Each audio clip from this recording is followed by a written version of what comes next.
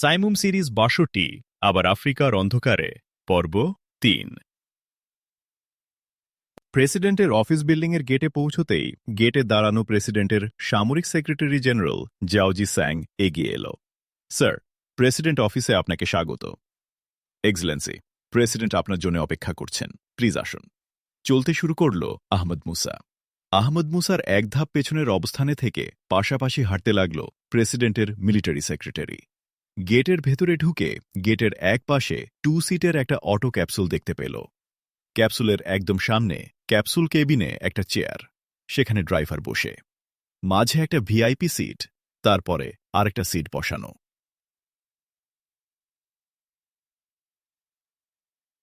প্রেসিডেন্টের military secretary টিউবের মাঝের দরজা খুলে দিয়ে বলল, স্যার উঠুন প্লিজ। আহমদ মুসা ধন্যবাদ দিয়ে উঠে বসল। পেছনের সিটে উঠল মিলিটারি সেক্রেটারি। চলতে শুরু করল টিউব। গতি বেশ দ্রুত। টিউবের চলার রাস্তা ভিন্ন। টিউবটি এঁকে বেঁকে চড়াই উতরাইয়ের মতো কখনো নিচে নেমে কখনো উপরে চলতে লাগল। প্রেসিডেন্টের অফিস বেশ বড় ধরনের 4 তলা বিল্ডিং, চীনের ঐতিহ্যবাহী প্রাচীন স্টাইলে তৈরি। 4 তলায় উঠতে এত বেশি সময় লাগার কথা নয়। আহমদ মুসা বুঝল টিউবের রুটটা ক্যামোফ্লেজ করা, এটা নিরাপত্তার জন্যই।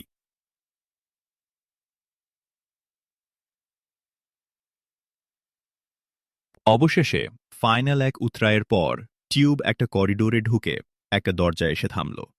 নাম হল মিলিটারি সেক্রেটারি জেনারেল জিয়াওজি স্যাং। বলল, স্যার, আমরা অফিসে এসে গেছি, আসুন। আহমদ মুসা টিউব থেকে নামতে নামতে ভাবল, এই অফিস বিল্ডিংয়ের কয় তলায় হতে পারে প্রেসিডেন্টের অফিস? আহমদ মুসা অনুমান করতে পারল না এই অফিস কয় তলায় হতে পারে। প্রেসিডেন্টের অফিস নিশ্চয়ই এই ফ্লোরেই হবে, তবে অফিস যে তলাতেই হোক সেটা 5 তলায় নয়, 4 তলাতেও না হতে পারে। আহমদ মুসাকে নিয়ে মিলিটারি সেক্রেটারি তার অফিস রুমে ঢুকল। একটা চেয়ার টেনে আহমদ মুসাকে বসতে দিল। মিলিটারি সেক্রেটারি তার চেয়ারে বসেই ইন্টারকমের একটা বোতামে চাপ দিল। একটা নারী কণ্ঠ ভেসে এলো ইন্টারকম থেকে, বলল, আদেশ করুন স্যার। মিলিটারি সেক্রেটারি বলল, এক্সেলেন্সি, মিস্টার প্রেসিডেন্টের লাইন আমাকে দাও। লাইন পেতেই মিলিটারি সেক্রেটারি বলল, এক্সেলেন্সি, মিস্টার প্রেসিডেন্ট মেহমানকে নিয়ে আমি এসে গেছি, তিনি এখন আমার অফিস রুমে, আপনার আদেশ এক্সেলেন্স। ধন্যবাদ জেনারেল স্যাং, মিস লিয়ান যাচ্ছে। ইন্টারকমে প্রেসিডেন্টের কণ্ঠ। 1-1.5 মিনিটের মধ্যেই প্রেসিডেন্টের প্রাইভেট সেক্রেটারি মিস লিয়ান এলো। তার পরনে সামরিক পোশাক। ঘরে ঢুকে সে স্যালুট দিল জেনারেল জিয়াও স্যাংকে, আর আহমদ মুসাকে একটা বাউ করে বলল, welcome Excellency. Excellency, Mister president আমাকে পাঠিয়েছেন, তিনি আপনার জন্য অপেক্ষা করছেন। আহমদ মুসা উঠে দাঁড়িয়ে প্রেসিডেন্টের মিলিটারি সেক্রেটারিকে বলল, আসে মিস্টার জেনারেল, বাই। ফিরে দাঁড়ালো আহমদ মুসা প্রেসিডেন্টের প্রাইভেট সেক্রেটারির দিকে, বলল, চলুন মিস লিয়ান। হাঁটতে লাগল মিস লিয়ান। আহমদ মুসা হাঁটছে, তার পাশাপাশি বেশ কয়েকটি দরজা, করিডোর, কক্ষ পার হয়ে একটি সুসজ্জিত অফিস কক্ষে এল। মিস লিয়ানের অফিস। এক্সেলেন্সি, একটু বসুন প্লিজ, বলে মিস লিয়ান একটি চেয়ার এগিয়ে দিল। বসল আহমদ মুসা। মিস লিয়ান তার চেয়ারে না বসেই তাড়াতাড়ি এগোল ইন্টারকমের দিকে। ইন্টারকমের বোতাম টিপল সে। মিস লিয়ানের গলা পেতেই প্রেসিডেন্ট তার কথার মধ্যেই বলে উঠল, মেহমানকে নিয়ে এসো। ইয়েস এক্সেলেন্সি, বলে মিস লিয়ান আহমদ মুসার দিকে ঘুরে দাঁড়িয়ে বলল, আসুন এক্সেলেন্সি, প্লিজ, বলে কক্ষের অন্য একটা দরজার দিকে হাঁটতে লাগল মিস লিয়ান, তার সাথে আহমদ মুসাও। মিস লিয়ানের কক্ষ থেকে তারা আরেকটি কক্ষে পৌঁছল। কক্ষটি বসার সোফা ও ফুলদানিতে সুন্দর করে সাজানো। কক্ষটির সামনের দেয়ালে একটা বড় দরজার মতো, 3 পাশের ওয়ালের সাথে একেবারে মিলানো। শুধু দেয়ালের চেয়ে সামান্য গাঢ় সূক্ষ্ম একটা রেড লাইনিং। মিস লিয়ান গিয়ে সেই রেড লাইনিং সামনে রেখে দাঁড়াল। আহমদ মুসা তার পেছনে দাঁড়াল। মুহূর্তকাল দাঁড়িয়েই মিস লিয়ান সামনে এগিয়ে দুপাশের রেড লাইনিংয়ের মাঝখানে হাত রাখল। চোখের পলকে রেড লাইনিংয়ের ভেতরের অংশটা দেয়ালের ভেতরে হারিয়ে গেল। বেরিয়ে এলো একটা দরজা। মিস লিয়ান দ্রুত দরজার সামনে থেকে সরে এলো, বলল, এক্সেলেন্সি, প্লিজ এগুন। ভেতরে, এক্সেলেন্সি, মিস্টার প্রেসিডেন্ট। ধন্যবাদ মিস লিয়ান, বলে আহমদ মুসা এগোল দরজার দিকে। দরজায় গিয়ে একটু দাঁড়ালো আহমদ মুসা। ভেতরে নজর পড়ল তার। লাল কার্পেটে মোড়া সুসজ্জিত বেশ বড় ঘর। এ দরজাটা ঘরের পূর্ব দেয়ালের একেবারে দক্ষিণ প্রান্তে। ঘরের মাঝামাঝি উত্তর দেয়ালের সামনে চীনের পতাকার মতো লাল টেবিলের ওপাশে অ্যান্টিক্স ধরনের একটি লাল চেয়ারে বসে আছে প্রেসিডেন্ট। ঘরের দেয়ালের কার্পেট সহ সব ফার্নিচারই লাল। আহমদ মুসাকে দেখতে পেয়েই উঠে দাঁড়াল প্রেসিডেন্ট। আহমদ মুসাও দ্রুত প্রেসিডেন্টের দিকে এগোল। প্রেসিডেন্ট চেয়ার থেকে উঠে টেবিল ঘুরে আহমদ মুসার দিকে এগিয়ে এলো স্বাগত জানানোর জন্যে। আহমদ মুসা তখন টেবিলের সামনে পৌঁছে গেছে। প্রেসিডেন্ট ও আহমদ মুসা মুখোমুখি। আহমদ মুসা মুখ খুলেছিল প্রেসিডেন্টকে গুড মর্নিং বলার জন্যে, কিন্তু বলার সুযোগ হল না। ওয়েলকাম মিস্টার আহমদ মুসা, বলে জড়িয়ে ধরল প্রেসিডেন্ট আহমদ মুসাকে। বলল, গোটা চীন তোমার প্রতি কৃতজ্ঞ আহমদ মুসা। আহমদ মুসাকে চেয়ারে বসিয়ে প্রেসিডেন্ট গিয়ে তার সিটে বসল। এক্সেলেন্সি মিস্টার প্রেসিডেন্ট, আমাদের মিটিংয়ের কথা তো এখনও আপনি শোনেননি। মিটিংয়ে কি হয়েছে তাও আপনি জানেন না। আমি মিটিংয়ে কি ভূমিকা রেখেছি সেটাও আপনার সামনে আসি। তাহলে আমার প্রতি চীনের কৃতজ্ঞতার প্রশ্ন আসছে কি করে? প্রেসিডেন্ট হাসল, বলল, আমি মিটিংটাকে সীমাহীন গুরুত্ব দিয়েছি। এই মিটিংটা অনুষ্ঠিত হওয়া আমার কাছে যেমন ছিল আনন্দের, তেমনি ছিল ভীষণ উদ্বেগের। মিটিংয়ের ফলাফলের জন্যে মিটিংয়ের শেষ পর্যন্ত অপেক্ষা করা আমার পক্ষে সম্ভব ছিল না। এজন্যে মিটিংয়ের প্রসিডিংস আমার টেবিলে মনিটর করার ব্যবস্থা করি, যদিও এটা করা আমার বিবেকেও বেঁধেছে। প্রেসিডেন্ট মুহূর্তকালের জন্যে থেমেই আবার বলে উঠল, আমি এজন্যে দুঃখ প্রকাশ করছি আহমদ মুসা। তবে আমি মনে করি মিটিংয়ের কথাগুলো প্রকাশ হলেই ভালো হতো। চীনে মুসলমানদের মর্যাদা আরও বাড়ত। ইসলাম সম্পর্কে বড় একটা সুধারণা সৃষ্টি হতো। এক্সিলেন্সি, রাষ্ট্রের প্রতি দায়িত্বানুভূতি থেকে আপনি এটা করেছেন, আর রাষ্ট্রের জন্য এটা স্বাভাবিকও। এই প্রসিডিংসটা বাইরে প্রকাশ হোক, এটা যথার্থভাবেই আশা করেছেন। সেটা হবে বলেই আমার মনে হচ্ছে, কারণ আমাদের মিটিংয়ের প্রসিডিংস দুটি ভিন্ন ভিন্ন চ্যানেলে মনিটর করা হয়েছে, বলল আহমদ মুসা। প্রেসিডেন্টের চোখ মুখ বিস্ময়ে ছেয়ে গেল। সোজা হয়ে বসল চেয়ারে, বলল, বলছো কি আহমদ মুসা? গোয়েন্দা বিভাগ আমাকে বলেছে একটি চ্যানেলে, মানে শুধুমাত্র প্রেসিডেন্টের টেবিলেই এটা মনিটরের ব্যবস্থা করা হয়েছে। তুমি কি নিশ্চিত আহমদ মুসা ডবল চ্যানেলে মিটিংটি মনিটর করা হয়েছে? আমি নিশ্চিত এক্সেলেন্সি, বলল আহমদ মুসা। আমি বলতে পারি কোনো গোয়েন্দা বিভাগ এটা করতে পারে না। তাহলে কে করতে পারে? প্রেসিডেন্ট বলল, আপনাদের মিডিয়া খুব শক্তিশালী। বলা যায় তারা সরকারেরই অংশ। সরকারের গোয়েন্দা বিভাগের মতোই তারা জাতীয় গুরুত্বপূর্ণ নানা তথ্য জোগাড়ে তৎপর। প্রায় সর্বত্রই ওদের পকেট আছে। ওদের জন্য এটা অসম্ভব নয়, বলল আহমদ মুসা। স্তম্ভিত প্রেসিডেন্ট সঙ্গে সঙ্গে কোনো কথা বলল না, চিন্তা করছিল। একটু পরে বলে উঠল, ওদের এ শক্তি থাকতে পারে। বিদেশে কাজ করার জন্যে ওদের এভাবে তৈরিও করা হয়েছে, কিন্তু এই মিটিং তারা এভাবে মনিটর করতে আসবে কেন? হতে পারে কোনো মহল আশা করেছে মিটিংয়ের কথাবার্তা থেকে মুসলিম বিরোধী প্রপাগান্ডার কোনো উপকরণ পাওয়া যাবে, বলল আহমদ মুসা। কিন্তু মিস্টার আহমদ মুসা, আমাদের মিডিয়া সরকারি ইচ্ছার বাইরে গিয়ে এমন কাজ তো করতে পারে না। কোনো মহল বলতে কাকে তুমি বুঝাতে চাচ্ছ? প্রেসিডেন্ট বলল, আমি নিশ্চিত নই, তবে মিডিয়ার মধ্যে জুয়ানুর বাহিনীর কোনো পকেটও তো থাকতে পারে, বলল আহমদ মুসা। প্রেসিডেন্টের ভ্রু কুঞ্চিত হল, চিন্তা করল, একটু সময় নিয়ে বলল, তোমার চিন্তা গুরুত্বপূর্ণ আহমদ মুসা, আমি গ্রহণ করছি। আজকের দ্বিতীয় চ্যানেলে মনিটর করার ওই ঘটনার আমি বিস্তারিত তদন্তের নির্দেশ দিচ্ছি। তোমাকে অনেক ধন্যবাদ আহমদ মুসা। একটু থামল প্রেসিডেন্ট। টেবিল থেকে সরে তার দেহটা সোজা হল, বলল, সত্যিই আহমদ মুসা, তুমি অনন্য। এ কারণেই তুমি অজেয়। মনিটর হওয়ার বিষয় আমি জেনেছি। এতে আমার কোনো কৃতিত্ব নেই, Excellency Mister president.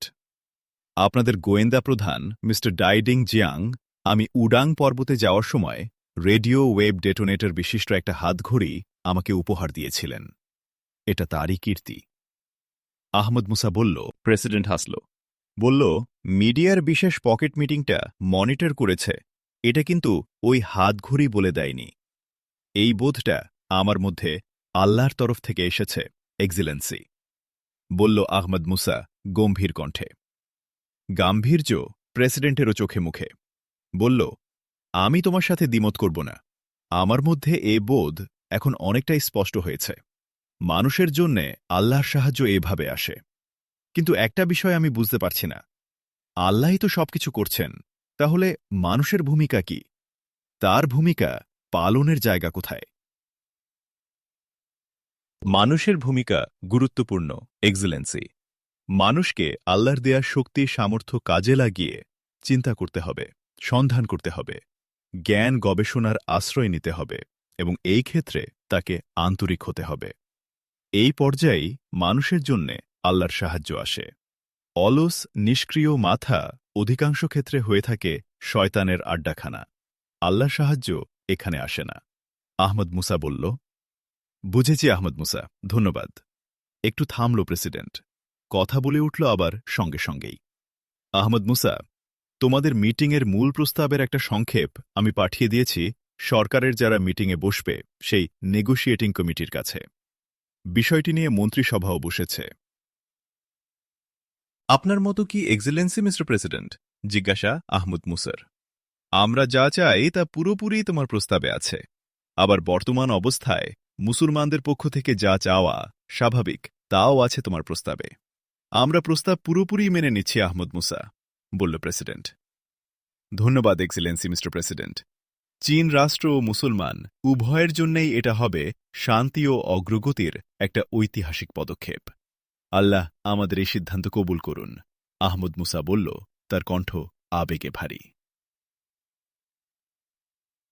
Ahmad Musa, চীন সরকার তোমার প্রতি কৃতজ্ঞ। তুমি জোয়ানুদের ধ্বংস ও তাদের ষড়যন্ত্র জনসমক্ষে এনে এবং মুসলিমদের প্রতিনিধি সম্মেলনে চীনের মুসলমানদের যে পরিচয় ও ইসলামের যে জীবন দর্শন সামনে এনেছ, তাতেই এই অসাধ্য সাধন সম্ভব হয়েছে। আহমদ মুসা, তোমার হাতে যুদ্ধের অস্ত্র যতটা তেজি, তার চেয়ে অনেক বেশি তেজি তোমার হাতের শান্তির অস্ত্র। অনেক ধন্যবাদ তোমাকে।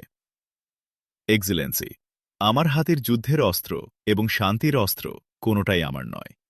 যুদ্ধ ও শান্তির এই অস্ত্র আল্লাহর মনোনীত ধর্ম ইসলামের। ইসলামের যুদ্ধ শান্তির জন্যে, আল্লাহর বান্দাদের উপর দুঃখ কষ্ট চাপিয়ে দেবার জন্যে নয়, কিংবা কোনো রাজা বাদশাহ, ব্যক্তি বা গ্রুপের সাম্রাজ্য বিস্তার, সমৃদ্ধি বা লুণ্ঠনের জন্যে নয়। ইসলামের যুদ্ধ চরিত্রগতভাবেই, রক্ষণাত্মক, আক্রমণাত্মক নয়, বলল আহমদ মুসা। আমি জানি না আহমদ মুসা, তুমি ইসলামকে এতটা সুন্দর করেছ, না, ইসলাম তোমাকে এত সুন্দর করেছে। তবে তোমার ইসলামের এই রূপ আমাকে বিমোহিত করেছে। গম্ভীর কণ্ঠে প্রেসিডেন্টে কথা বলার পর একটু থামল। পাশের ডেস্ক থেকে পানির গ্লাস তুলে নিয়ে একটু পানি খেয়ে বলল, আর অল্পক্ষণের মধ্যেই আমার মন্ত্রিসভা ও পলিট ব্যুরো একসাথে মুসলিম প্রতিনিধিদের সাথে বসছে। বৈঠকের পরই সাংবাদিকদের ব্রিফ করা হবে। আপনি কি মিটিংয়ে যেতে চান? না এক্সেলেন্সি মিস্টার প্রেসিডেন্ট, আমার সেখানে কোনো কাজ নেই। আমি সাংবাদিকদের চোখে পড়তে চাই না। তবে একটা টেলিফোন করতে হবে মা চু ইং অথবা ইরকিন আহমেদ ওয়াংকে, বলল আহমদ মুসা। ঠিক আছে, তাহলে আপনি কথা বলেন। আমাকেও একটু কথা বলতে হবে আমার মিলিটারি সেক্রেটারির সাথে, বলে প্রেসিডেন্ট উঠে গেল পাশের কক্ষে। আহমদ মুসা কথা বলল চু ইং এবং ইরকিন আহমেদ ওয়াং দুজনের সাথেই। প্রেসিডেন্টও 2 মিনিট পর ফিরে এলো তার কমিউনিকেশন রুম থেকে। প্রেসিডেন্ট বসেই বলল, মিস্টার আহমদ মুসা, তোমাকে বোধহয় এখনও জানানোই হয়নি। প্রেস ব্রিফিংয়ের পর সবাই আসবে প্রেসিডেন্ট অফিসের অ্যান্টিক্স হলে। সেখানে লাঞ্চের আয়োজন করা হয়েছে মুসলিম প্রতিনিধিদের সম্মানে। তুমি সেখানে বিশেষ অতিথি, আমিও সেখানে থাকছি। এখান থেকে আমরা সেখানে যাব। অ্যান্টিক্স হলটা নিচের তলায়, বেশ সময় হাতে আছে।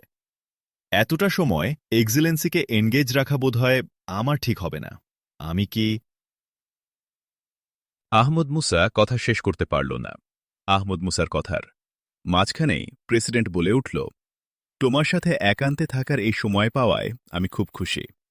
জুয়ানুদের মানসিকতার আর যাতে উত্থান না ঘটে এবং চীনের মুসলমানদের সাথে আজ যে চুক্তি হচ্ছে, সমঝোতা হচ্ছে, তাকে কি করে ভবিষ্যতে আরও সংহত করা যায়, এ নিয়ে তোমার সাথে আমার গুরুত্বপূর্ণ আলোচনা আছে।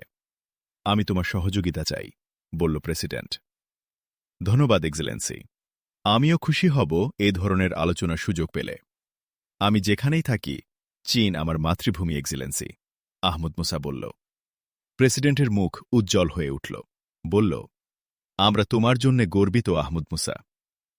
কথা বলার সাথে সাথেই প্রেসিডেন্ট তার টেবিলের ডান পাশ থেকে চামড়ার একটা সুদৃশ্য ফোল্ডার টেনে নিয়ে উঠে দাঁড়াল আহমদ মুসাও। ফোল্ডারটি প্রেসিডেন্ট আহমদ মুসার দিকে এগিয়ে ধরে বলল, তোমার জন্মভূমি চীনের পক্ষ থেকে তোমার জন্যে ক্ষুদ্র একটা উপহার আহমদ মুসা। আহমদ মুসা ফোল্ডারটি গ্রহণ করে বলল, কি আছে এতে এক্সেলেন্সি? তোমার উপযুক্ত বড় কিছু নেই, কিন্তু এর সাথে জড়িয়ে আছে তোমার জন্মভূমির একান্ত আদর, প্রাণছোঁয়া ভালোবাসা ও অনুতাপ দগ্ধ হৃদয়ে এক হারানো মানিককে বুকে ফিরে পাওয়ার অফুরান আবেগের ছোঁয়া। খুলে দেখতে পারো, বলল প্রেসিডেন্ট আবেগজড়িত কণ্ঠে। গম্ভীর আহমদ মুসার চোখ মুখ ভারী হয়ে উঠেছিল, বেদনার্ত এক আবেগের ফুরন তাতে। ধীরে ধীরে খুলল আহমদ মুসা ফোল্ডারটি। বেরিয়ে এলো আহমদ মুসার জন্যে এবং তার পরিবারের সকল সদস্যের জন্যে চীনের ভিভিআইপি পাসপোর্ট। বেইজিংয়ে ওর জন্মস্থান কানসুতে দুটি বাড়ির দলিল আহমদ মুসার জন্যে। আর রয়েছে ইন্টারন্যাশনাল ব্যাংক অফ চায়নার উন্মুক্ত অঙ্কের একটা ক্রেডিট কার্ড। আহমদ মুসা একদৃষ্টিতে তাকিয়ে রইল জিনিসগুলোর দিকে। বেদনার্ত তার মুখ, দু চোখের কোণায় অশ্রুবিন্দু। তার দু চোখ ফোল্ডারের জিনিসগুলোর উপর নিবদ্ধ থাকলেও দৃষ্টি তার চলে গেছে অনেক বছর আগে হারিয়ে ফেলা কানসুর তার নিজ পল্লীর দিকে। মনে পড়ল পরিবার নিয়ে আনন্দমুখর তার বাল্যকাল, বিতাড়িত হবার রক্তাক্ত দৃশ্য, মাতা পিতা, ভাই, স্বজন, প্রতিবেশীদের হারাবার মর্মন্তুদ অভিজ্ঞতার কথা। ফিরে এলো তার দৃষ্টি ফোল্ডারের দিকে। সব হারাবার পর কিছু তো ফিরিয়ে দিল তার মাতৃভূমি আজ তার হাতে। বাবাকে, মাকে, ছোট ভাইকে, পরিবার পরিজনকে এই খবরটা যদি সে দিতে পারত। দু চোখ ছাপিয়ে ঝরঝর করে অশ্রু নেমে এলো তার দুগণ্ডবে। ধীরে ধীরে সে মাথা নিচু করে চুমু খেল ফোল্ডারটিকে। অশ্রুধোঁয়া মুখ তুলে বলল, ধন্যবাদ এক্সেলেন্সি। কান্নায় জড়িয়ে গেল তার কথা। প্রেসিডেন্ট উঠে এলো তার চেয়ার থেকে। সান্ত্বনার হাত রাখল আহমদ মুসার মাথায়। আহমদ মুসা উঠে দাঁড়াল। প্রেসিডেন্ট তাকে জড়িয়ে ধরল, বলল, তোমার অতীতকে ফিরিয়ে দিতে পারব না আমরা আহমদ মুসা, কিন্তু কথা দিচ্ছি বর্তমান দিয়ে অতীতের কালো দাগ যতটা সম্ভব মুছে ফেলার চেষ্টা করব। প্রেসিডেন্টের কণ্ঠ নরম, তাতে মমতার সুর। আহমদ মুসা চোখ মুছে বলল, অনেক ধন্যবাদ এক্সেলেন্সি। আমি এবং মুসলিম কমিউনিটি কৃতজ্ঞ আপনার কাছে। ওয়েলকাম আহমদ মুসা। আমি যেটা করেছি সেটা তুমিই আমাকে দিয়ে করিয়েছ। তুমি না এলে, তোমার দেখা না পেলে, তোমার কথা শোনার সুযোগ আমার না হলে আমার এই পরিবর্তন আসত না। চীনেও এই পরিবর্তন আনা অসম্ভব ছিল। কথা বলার সাথে সাথে প্রেসিডেন্ট গিয়ে বসল তার আসনে। বসেই বলল, এবার তাহলে শুরু করি আমার কথা। প্রেসিডেন্ট তার চেয়ার একটু টেনে নিয়ে সামনের একটা ফাইল ওপেন করল, তাকালো আহমদ মুসার দিকে, শুরু করল তার কথা। খাওয়া প্রায় শেষের দিকে। প্রেসিডেন্টের টেবিলে বসেছে মা চু ইং, ইরকিন আহমেদ ওয়াং, লি ইউয়ান, সশস্ত্র বাহিনী কমিশনের প্রধান, সশস্ত্র বাহিনী প্রধান, পলিট ব্যুরোর সিনিয়র সদস্য, পার্লামেন্ট বা গণপরিষদের প্রধান এবং আহমদ মুসা। খাওয়ার সাথে চলছে গল্প, চুক্তি, সমঝোতার বিভিন্ন দিক নিয়েই আলোচনা। সবাই খুশি। আলোচনার চাইতে অ্যান্টিক্স হলটির প্রাচীন শোপিস ও কারুকাজই আহমদ মুসার দৃষ্টি আকর্ষণ করেছে বেশি। আহমদ মুসা খুঁটিয়ে খুঁটিয়ে বিভিন্ন জিনিস দেখছে। খাওয়া হয়ে গেছে। চাইনিজ ঐতিহ্যবাহী গ্রিন টি খাচ্ছে সবাই, ধীরে সুস্থে, গল্পের সাথে সাথে। আহমদ মুসাকেও মাঝে মাঝে গল্পে যোগ দিতে হচ্ছে, কিন্তু মনোযোগ তার প্রাচীন শোপিস ও নানা অ্যান্টিক্সের দিকে। সামনে দেয়ালে একটা প্রাচীন শোপিসের উপর আটকে গেল আহমদ মুসার চোখ। একটা গাছের সিম্বল, বেশ দীর্ঘ। গাছের গোড়া থেকে আগা পর্যন্ত গাছ, শাখা প্রশাখা ও পাতা 4টি আলাদা লেয়ারে বিভক্ত। শাখা প্রশাখা পাতার লেয়ার চাকতির মতো গোলাকার। শাখা প্রশাখা পাতার সেই চাকতির মতো গোলাকৃতির একদম মাঝ বরাবর দিয়ে পিলার আকারের কাণ্ড গাছের শীর্ষ থেকে বটম পর্যন্ত নেমে গেছে। বটমে গুচ্ছাকার শিকড় বেশ অনেকখানি নিচে নেমে গেছে। শিকড়ের গুচ্ছ দেখে বিস্মিত হল আহমদ মুসা। শিকড়গুলো যেন সুশৃঙ্খলভাবে সাজানো আরবি ক্যালিওগ্রাফিক বর্ণমালা। তার নিচে অস্পষ্ট করে শিকড় দিয়েই চাইনিজ বর্ণমালার মতো কিছু লেখা। গুচ্ছাকার শিকড়ে জটিল স্টাইলে লেখা হলেও দূর থেকেও আরবির ক্যালিওগ্রাফি বর্ণগুলো ও চাইনিজ 3টি বর্ণ বোঝা যাচ্ছে। বুঝতে পেরেই চমকে উঠল আহমদ মুসা। বর্ণমালা পরিষ্কার হবার পর শব্দের অর্থ সামনে এলে এক শ্বাসরুদ্ধকর চিন্তা আহমদ মুসাকে ঘিরে ধরল। শোপিসের বিস্ময়কর গাছের শিকড়ের সম্পদ অর্থাৎ ধনভাণ্ডারের কথা বলা হচ্ছে কেন? হঠাৎ আহমদ মুসার মনে পড়ল জোয়ান উর কুবলাই খানের ধনভাণ্ডার খোঁজার কথা। আহমদ মুসার দৃষ্টি আরও তীক্ষ্ণ হল। গাছের সর্বত্র খুঁজতে লাগল কুবলাই খানের কোনো চিহ্ন। শিকড়ের দিকে চোখ ফেলতে গিয়ে মনে মনে হেসে উঠল। গোটা শিকড়ের আকারই তো কুবলাই খানের দাড়ি। কিন্তু পরক্ষণেই তার মনের হাসি বিস্ময়ে রূপান্তরিত হল। এটা তাহলে কোনো শোপিস নয়, সম্রাট কুবলাই খানের ধনভাণ্ডারের সংকেত ধাঁধার স্টোন প্লেট। দেখেই মনে হচ্ছে কোথাও লাগানো ছিল, তুলে আনা হয়েছে। গোটা শরীরে তার রোমাঞ্চের একটা স্রোত বয়ে গেল। এক্সকিউজ মি এক্সেলেন্সি, বলে আহমদ মুসা সম্মোহিতের মতো উঠে দাঁড়াল। ধীর পায়ে সে গিয়ে দাঁড়াল দেয়ালে সেট করা বিস্ময়কর গাছের শোপিসটার নিচে। সবটা বিষয় আরও ভালো করে দেখতে চায়, বুঝতে চায়, নিশ্চিত হতে চায় আহমদ মুসা। অনেক আগেই আহমদ মুসার ভাবান্তর ও শোপিসটার উপর তার দৃষ্টি প্রেসিডেন্টের চোখে পড়েছিল। প্রথমে প্রেসিডেন্টের মনে কৌতূহলের সৃষ্টি হয়েছিল, কিন্তু আহমদ মুসা যখন প্রেসিডেন্টকে এক্সকিউজ মি বলে সম্মোহিতের মতো উঠে দেয়ালের শোপিসটার সামনে দাঁড়াল, প্রেসিডেন্টের কৌতূহল তখন বিস্ময়ে রূপান্তরিত হল। টেবিলের অন্যদের কাছেও বিস্ময়টা ধরা পড়েছিল, কিন্তু মানুষটি আহমদ মুসা বলেই তার সম্পর্কে তাদের চিন্তা কৌতূহলের গণ্ডি পেরুতে পারেনি। প্রেসিডেন্ট মাঝে মাঝেই তাকাচ্ছিল আহমদ মুসার দিকে। প্রেসিডেন্টের ব্যক্তিত্ব ও প্রোটোকলের কারণে এর চেয়ে বেশি প্রতিক্রিয়া সে দেখাতে পারছিল না। হলে এখন অনুষ্ঠান ও লোকজন না থাকলে প্রেসিডেন্ট যেত আহমদ মুসার কাছে। আহমদ মুসা ফিরে এলো টেবিলে। তার চোখে মুখে বিস্ময় ও আনন্দ দুই। আহমদ মুসা তার সিটে বসতেই প্রেসিডেন্ট বলল, মিস্টার আহমদ মুসা, এই শোপিস খুবই আনকমন ও মজার, তাই না?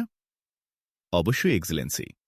কিন্তু এক্সেলেন্সি, এই শোপিস এখানে কোত্থেকে এলো? এ শোপিস কোথায় ছিল? আহমদ মুসা বলল। আহমদ মুসার কথায় প্রেসিডেন্টের চোখে মুখে বিস্ময় মিশ্রিত জিজ্ঞাসার সৃষ্টি হল। বলল, এই অ্যান্টিক্স হল এ ধরনের শোপিসের জন্য ভালো জায়গা। এখানে না হলে অন্য আর কোথাও কি থাকা উচিত বলে তুমি মনে করো? যেখানে এটা ছিল সেখানেই এটা থাকা উচিত ছিল, বলল আহমদ মুসা। ভ্রু কুঞ্চিত হল প্রেসিডেন্টের। গভীর একটা গাম্ভীর্য নামল প্রেসিডেন্টের চোখে মুখে। প্রেসিডেন্ট তাকালো হলের মাঝামাঝি একটা টেবিলের দিকে। চোখ ফিরিয়ে তাকালো সে পেছনে দাঁড়ানো তার পিএর দিকে। বলল, মাঝের ওই টেবিলে দেখো ডাক্তারটা, ওকে আমার সালাম দাও। আর এ টেবিলের পাশে একটা চেয়ার দাও। পিএ ছুটে গিয়ে চেয়ার এনে টেবিলের পাশে দিয়ে ডাক্তারটার দিকে ছুটল। ডাক্তারটা এলো। প্রেসিডেন্ট তাকে ইঙ্গিতে চেয়ারে বসতে বলল। ডাক্তারটা, আহমদ মুসার সাথে গুরুত্বপূর্ণ একটা বিষয়ে আমি আলাপ করছি। এখানে আপনার উপস্থিতি দরকার। থামল একটু প্রেসিডেন্ট। পরে ডাক্তার ডাকে দেয়ালে রাখা গাছের প্রাচীন শোপিসটি দেখিয়ে বলল, মিস্টার আহমদ মুসা বলছেন এখানে শোপিসটা থাকার কথা নয়। যেখানে এটা ছিল সেখানেই থাকা উচিত ছিল। আমি বিষয়টা তো জানি না। আমাদের অ্যান্টিক্স জাদুঘরের কিউরেটর সি চ্যাং অ্যান্টিক্সগুলো সিলেকশন করেছে এবং আপনাকে দেখিয়ে আপনার অনুমতি নিয়ে এগুলো স্থানান্তর করেছে। প্রেসিডেন্ট অফিসের চিফ ডিজাইনার তা থেকে কিছু পছন্দ করে প্রেসিডেন্ট অফিসের জন্য নিয়ে এসেছে। শোপিস নিয়ে মিস্টার আহমদ মুসার বিস্ময় দেখে আমার বিস্ময় লাগছে। বিশেষ করে অন্য কোথাও থেকে তুলে আনা হয়েছে শোপিসটা, আহমদ মুসার এই কথা আমাকে দারুণ অবাক করেছে। এ নিয়ে তার সাথে কথা বলার জন্যে আপনিই উপযুক্ত ব্যক্তি। আমাদের বিস্ময় দূর করুন। আহমদ মুসা অহেতুক কোনো বিষয় নিয়ে মাথা ঘামায় না। আহমদ মুসার কথার মধ্যে বড় কিছু থাকতে পারে। প্রেসিডেন্ট থামল। ইয়েস এক্সেলেন্সি, এটাই ঘটনা, বলল ডাক্তার ডা। কথাটা বলেই ডাক্তার ডা তাকালো আহমদ মুসার দিকে, বলল, মিস্টার আহমদ মুসা, গাছের শোপিসটি অন্য কোথাও থেকে তুলে আনা হয়েছে এ কথা আপনার মনে হলো কেন? স্যার, এ শোপিসে এমন সব কথা আছে, এমন বিষয় আছে যা এই হলো এর সাথে মিলে না, এবং যাকে শোপিস বলা হচ্ছে তা আসলে শোপিস নয়। আর এই স্টোন প্লেটটি যেখানকার জন্য তৈরি হয়েছে সেটা এই হলো নয়, আহমদ মুসা বলল। আপনার কথিত এ স্টোন প্লেটটি কোথাও থেকে তুলে আনা হয়েছে বলে সত্যিই আপনি মনে করেন? বলল ডাক্তারটা। এই স্টোন প্লেটটির বক্তব্য তাই বলে স্যার, আহমদ মুসা বলল। ভ্রু কুঞ্চিত হল ডাক্তার ডার। তার চোখে মুখে কিছুটা বিব্রত ভাবও। টেবিলের সবার উপর একবার চোখ বুলিয়ে নিয়ে তাকালো সে প্রেসিডেন্টের দিকে। এখানে আমরা সবাই নিজেরা, আপনি অগ্রসর হন ডাক্তার ডা। টেবিলের সবার চোখে একরাশ কৌতূহল, বিস্ময়। তাদের সবারই ভাবনা শোপিসটার মধ্যে বড় কোনো রহস্য আছে। তা না হলে প্রেসিডেন্ট ও ডাক্তার ডা এতটা সিরিয়াস হবেন কেন? আর শোপিসটা সেরকম কিছু আহমদ মুসা ধরতে পারলেন কেমন করে? এটা যে অন্য কোথাও থেকে তুলে লাগানো হয়েছে এটা আহমদ মুসা অতটা নিশ্চিত হয়ে বললেন কেমন করে? প্রেসিডেন্ট বলার পর ডাক্তার ডা তাকালো আহমদ মুসার দিকে, বলল, মিস্টার আহমদ মুসা, আমি ভালো করে জানি আপনি শতভাগ নিশ্চিত না হয়ে এভাবে কথা বলেন না। আপনি নিশ্চয়ই বুঝতে পেরেছেন স্টোন প্লেটটি কোথা থেকে তুলে আনা হয়েছে, সেটা কোন স্থান বলে আপনি মনে করেন? হ্যাঁ স্যার, এই স্টোন প্লেট ফরবিডেন সিটির খনন করে উদ্ধার করা কুবলাই খান প্রাসাদের কোনো ঘর বা সিঁড়ি মুখের দরজার পাশের দেয়াল অথবা সিঁড়ির দেয়াল থেকে তুলে আনা হয়েছে, বলল আহমদ মুসা। রাজ্যের বিস্ময় নেমে এলো ডাক্তার ডার চোখে মুখে। তাকালো সে প্রেসিডেন্টের দিকে, বলল, excellency Mister President, Mister Ahmad Musa একদম ঠিক বলেছেন। এই স্টোন প্লেটটি কুবলাই খানের 3 তলা প্রাসাদের বটম ফ্লোর বা শেষ ফ্লোরের সিঁড়ির দরজার পাশের দেয়াল থেকে তুলে আনা হয়েছে। বিস্ময় নেমে এলো প্রেসিডেন্টের চোখে মুখে। তাকালো প্রেসিডেন্ট আহমদ মুসার দিকে, বলল, মিস্টার আহমদ মুসা, আমি নিশ্চিত হয়েছি আপনি ঘরে বাইরে সবখানেই বলা যায় অজে। এর সাথে এখন বুঝছি অদৃশ্য, অদেখা বিষয়েও আপনি জাদুকরী শক্তির অধিকারী। এক্সিলেন্সি মিস্টার প্রেসিডেন্ট, এই বিষয়ে আমার কোনো কৃতিত্ব নেই। স্টোন প্লেটটি থেকে আমি যা জেনেছি তাই আমি বলেছি। কথাটা বলেই আহমদ মুসা তাকালো ডাক্তার ডার দিকে, বলল, স্যার, কুবলাই খানের প্রাসাদ 3 তলা নয় 4 তলা, আর সিঁড়ি মুখের দরজার পাশের যে দেয়াল থেকে স্টোন প্লেটটা তুলে আনা হয়েছে সেই দেয়ালটা সিঁড়ি মুখের দরজা সংলগ্ন দেয়াল নয়। দেয়ালটা সিঁড়ি মুখের 2.5 বা 3 ফুট ডান বা বামে 4-5 ফুট ভেতরে ঢুকে যাওয়া। ওই দেয়াল থেকে স্টোন প্লেট খুলে আনা হয়েছে। থামল আহমদ মুসা। ডাক্তার ডা এবং প্রেসিডেন্টের মুখ বিস্ময়ে হা হয়ে গেছে। বিস্ময় ভরা কণ্ঠে প্রেসিডেন্ট বলল আহমদ মুসাকে, এটাও কি স্টোন প্লেট আপনাকে বলেছে? না এক্সেলেন্সি, স্টোন প্লেটটির বিষয় এবং ডাক্তার ডার বক্তব্য থেকে এটা আমি অনুমান করেছি, বলল আহমদ মুসা। ডাক্তার ডার চোখ মুখ তখনও বিস্ময় পীড়িত। বলল আহমদ মুসাকে, আমরা খনন করে কুবলাই খানের 3 তলা প্রাসাদটি পেয়েছি। ইতিহাসও তাই বলে। কিন্তু মিস্টার আহমদ মুসা, আপনি 4 তলা বলছেন কেমন করে? স্টোন প্লেটটা থেকে আমি এটা জেনেছি। আর আমি মনে করি স্টোন প্লেটটির কথাটাই ঠিক, বলল আহমদ মুসা। প্রেসিডেন্ট, ডাক্তার ডা সহ টেবিলের সবারই চোখে মুখে অপার বিস্ময়। তাকিয়ে আছে তারা আহমদ মুসার দিকে। আসলে স্টোন প্লেটটা কি? কি আছে তাতে? কেন এত গুরুত্ব দিচ্ছেন শোপিস স্টাইল স্টোন প্লেটটাকে আপনি? বলল ডাক্তার ডা। আহমদ মুসা তাকালো প্রেসিডেন্টের দিকে। বুঝল, প্রেসিডেন্ট আহমদ মুসা যা বলবে সেটা বলার অনুমতি চায়। বলল প্রেসিডেন্ট, এখানে যারা আছেন সবাই দেশের শীর্ষ ও দায়িত্বশীল ব্যক্তিত্ব। দেশের সবকিছু জানার অধিকার তাদের আছে। এক্সেলেন্সি মিস্টার প্রেসিডেন্ট, স্টোন প্লেটটি নিছক একটা শো পিস জাতীয় কিছু নয়। এটা আসলে অতি গুরুত্বপূর্ণ, অতি মূল্যবান একটা সংকেত ধাঁধা। একটু থামল আহমদ মুসা। আহমদ মুসা থামতেই প্রেসিডেন্ট বলে উঠল, সংকেত ধাঁধা? কিসের সংকেত ধাঁধা? এক্সেলেন্সি মিস্টার প্রেসিডেন্ট, আপনি ভাগ্যবান। বিরাট এক পুরস্কার আল্লাহ আপনাকে, আপনার রাষ্ট্রকে দিয়েছেন। শত শত বছর আগে মাটির তলায় রেখে যাওয়া কুবলাই খানের অঢেল ধনভাণ্ডার আপনার হাতে আসছে। ওই সংকেত ধাঁধাটি কুবলাই খানের ধনভাণ্ডারের রাজ্যে পৌঁছার এক সুস্পষ্ট আহ্বান, বলল আহমদ মুসা। এক টেবিলে বজ্রপাত হলেও মনে হয় টেবিলের কেউ এতটা চমকে উঠতও না যতটা তারা চমকে উঠল আহমদ মুসার কথা শুনে। সবাই প্রবাদের মতো শুনেছে ফরবিডেন সিটিতে কুবলাই খানের বিশ্বের সর্ববৃহৎ ধনভাণ্ডারের মাটির তলায় চাপা পড়ে থাকার কথা। একে একটা মেথ বা রূপকথা বলে মনে করেছে সবাই। সেই রূপকথাই বাস্তব রূপে হাজির করল আহমদ মুসা। প্রেসিডেন্ট সহ সবাই বাক্রুদ্ধ। তাদের সবার বিশ্বাস অবিশ্বাসে ভরা দৃষ্টি আহমদ মুসার উপর নিবদ্ধ। কিছু সন্দেহের দোলায় সকলের মন দুললেও আহমদ মুসাকে অবিশ্বাস করা অসম্ভব মনে করছে সবাই। নীরবতা ভেঙে প্রেসিডেন্টই বলল, সত্যি আহমদ মুসা, তুমি যা বলছ সেটা কি সত্য ঘটনা? জোয়ান উরা এবং যুগে যুগে মানুষ যা শুনে এসেছে, যা পাবার জন্যে মানুষ পাগল পারা হয়েছে, সেই ধনভাণ্ডার কি অবশেষে তোমার হাত দিয়ে চীনের মানুষের হাতে এসে ধরা দিল? প্রেসিডেন্টের কণ্ঠ যেন আবেগে কাঁপছিল। প্রেসিডেন্ট থামতেই ডাক্তার ডা বলল, মিস্টার আহমদ মুসা, আপনি যাকে সংকেত ধাঁধা বলছেন সেটা আমি ভালো করে দেখেছি। দেখার পরেই আমি জাদুঘর কিউরেটর ও অন্যদের উপস্থিতিতে প্রাচীন শোপিস হিসাবে তুলে এনেছি। আমি ওতে একটা মজার গাছের প্রতিকৃতি ছাড়া তো আর কিছুই পাইনি।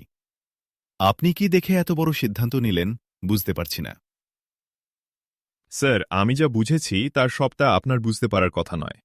কারণ কুবলাই খান যাদের দিয়ে সংকেত ধাঁধা তৈরি করেছিলেন তারা মুসলিম ছিলেন। তাই ধাঁধা সংকেত হিসাবে মুসলিম মাধ্যম ব্যবহৃত হয়েছে। কিন্তু কিছু তো আপনার বোঝার কথা ছিল, কারণ সংকেতে চাইনিজ মাধ্যমও ব্যবহার করেছে তারা, তবে সেটা জটিল আরবি ক্যালিওগ্রাফিক স্টাইলে। আহমদ মুসা বলল। ডাক্তার ডার মুখ উজ্জ্বল হয়ে উঠল। বলল, মিস্টার আহমদ মুসা, আমার কৌতূহল সীমা ছাড়িয়ে যাচ্ছে বিষয়গুলো জানার জন্যে। আহমদ মুসা তাকালো প্রেসিডেন্টের দিকে। বুঝল প্রেসিডেন্ট আহমদ মুসার কথা। বলল, মূল কথাটাই এসে গেছে। আর কতটুকু বাকি আছে বলতে পারো? আমি মনে করি। ধন্যবাদ এক্সেলেন্সি। বলে একটু থামল আহমদ মুসা। পরক্ষণে শুরু করল আবার। ধাঁধার সংকেতের যে নির্দেশনা, সেটা আমি বলবো সংকেত ধাঁধার প্লেটটি তার জায়গায় সেট হবার পর। তখন সেটা বোঝা সহজ হবে। এখন আমি বলছি, এটা যে কুবলাই খানের ধনভাণ্ডারের সংকেত, সেটা আমি কি করে বুঝলাম? গাছের শিকড়গুলোর দিকে ভালো করে দেখুন। অনেকটা জায়গা জুড়ে বহু শিকড় গুচ্ছাকারে একে অপরের সাথে জড়াজড়ি করে আছে, আর বটমটা ক্রমশ সরু হয়ে নিচে নেমে গেছে। শিকড়ের জড়াজড়িটা নিরর্থক নয়। শিকড়গুচ্ছের মাঝামাঝি স্থানে শিকড়গুলো জড়াজড়ি করে দুটি আরবি শব্দ তৈরি করেছে। শব্দ দুটি হল মাল ও লিল্লাহ। একত্র করলে দাঁড়ায় মালে লিল্লাহে। যার অর্থ সম্পদ আল্লাহর। শিকড়গুচ্ছের আরও একটু নিচের দিকে, যেখানে শেকড়গুচ্ছ সরু হয়ে নিচে নামতে শুরু করেছে, সেখানে দুটি চাইনিজ শব্দ ক্যালিওগ্রাফিক স্টাইলে লেখা আছে। শব্দ দুটির একটি ছাইফু, অন্যটি হল শামিয়েন। দুই শব্দ একত্রিত করলে অর্থ দাঁড়ায় সম্পদ নিচে।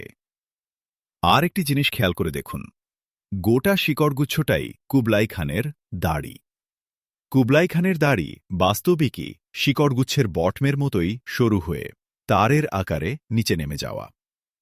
আহমদ মুসা থামল। প্রেসিডেন্ট ডাক্তার ডা সহ টেবিলের সকলের চোখ গাছের শিকড়গুচ্ছের উপর নিবদ্ধ।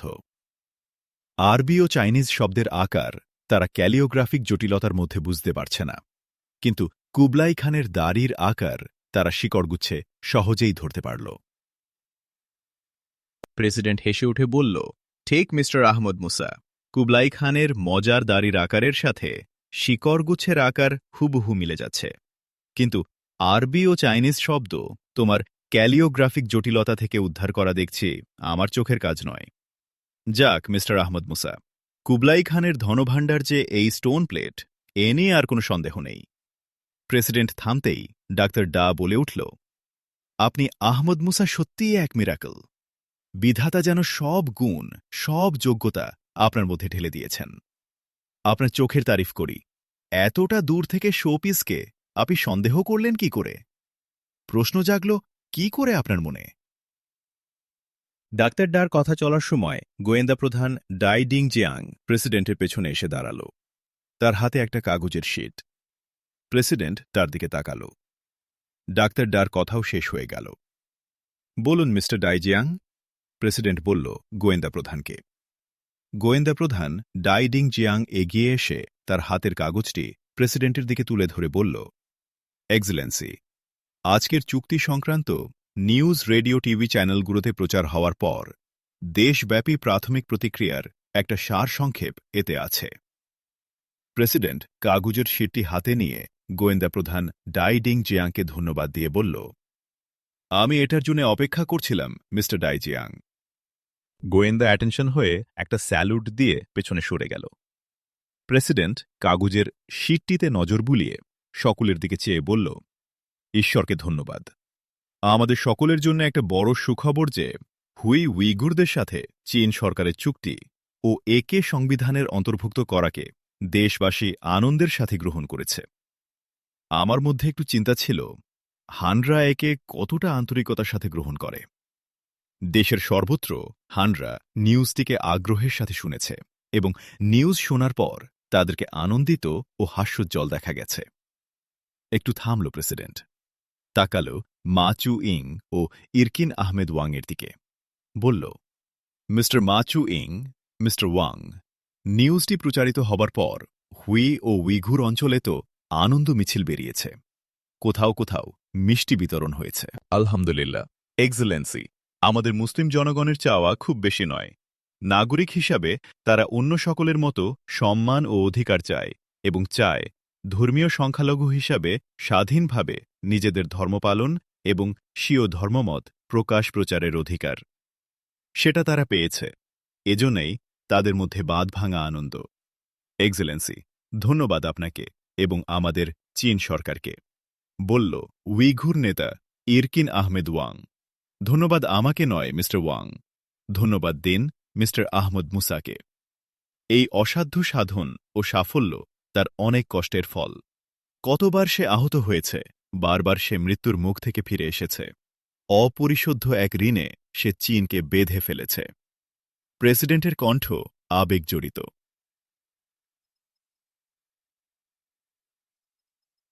তিনি আমাদের অংশ, আমরা গর্বিত তার জন্যে। আল্লাহ তাকে দীর্ঘ হায়াতে কামেলা দান করুন। দুনিয়ার নির্যাতিত মানুষের খুব বেশি প্রয়োজন তাকে, বলল মা চু ইং। তার কণ্ঠ ভারী। এক্সেলেন্সি মিস্টার প্রেসিডেন্ট, আমি অন্য একটা বিষয়ের দিকে আপনার দৃষ্টি আকর্ষণ করছি। কুবলাই খান ধনভাণ্ডারের এই সংকেত ধাঁধাটি এখনই সরিয়ে নেওয়া দরকার। আর সংকেত ধাঁধা নিয়ে যা করার তাড়াতাড়ি করলে ভালো হয়। আপনাদের কাউকেই আমি এখনও বলতে পারিনি এক্সেলেন্সি, আমাকে কালকেই চলে যেতে হচ্ছে, আহমদ মুসা বলল। শেষ বাক্যটি আহমদ মুসার মুখ থেকে বের হবার সঙ্গে সঙ্গে সবার বিস্ময় দৃষ্টি আহমদ মুসার দিকে ছুটে এল। বলছ কি মিস্টার আহমদ মুসা?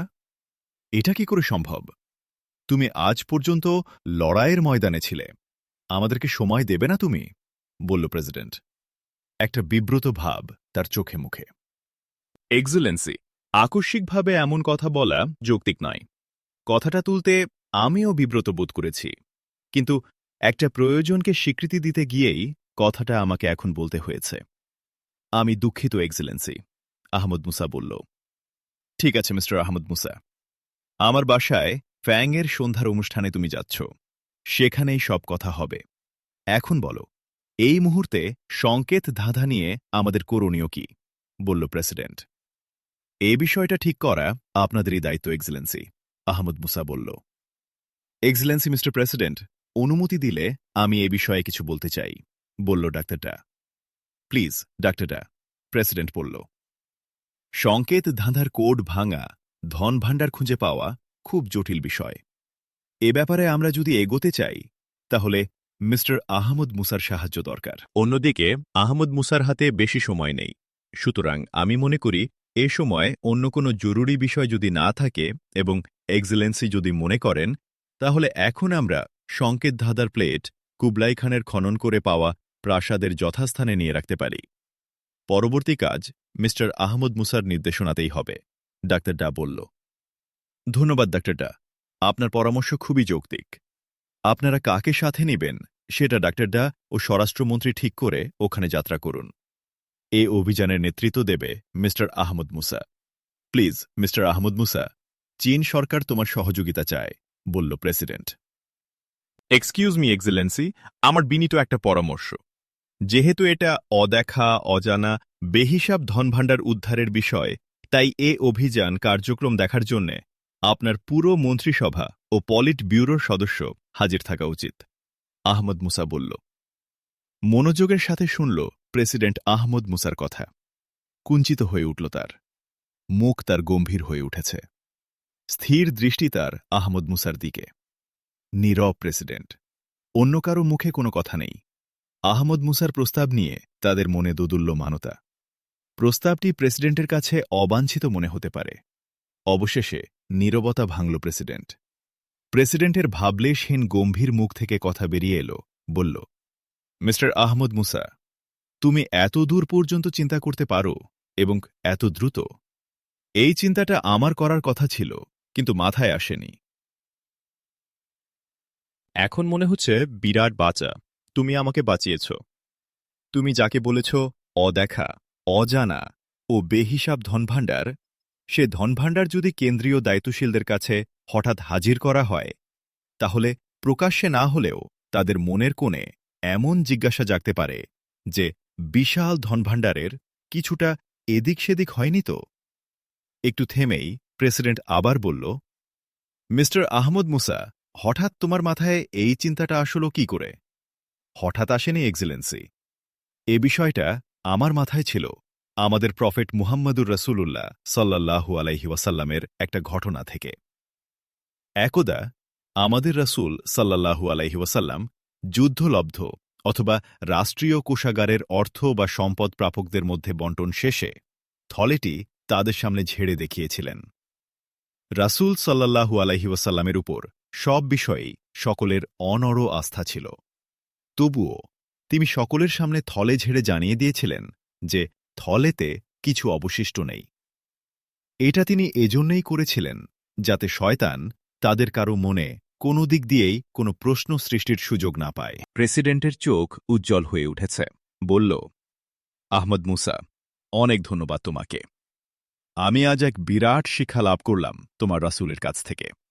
জনগণের সম্পদ ম্যানেজমেন্টের অমূল্য এক দর্শন আমি পেয়ে গেলাম তার কাছে।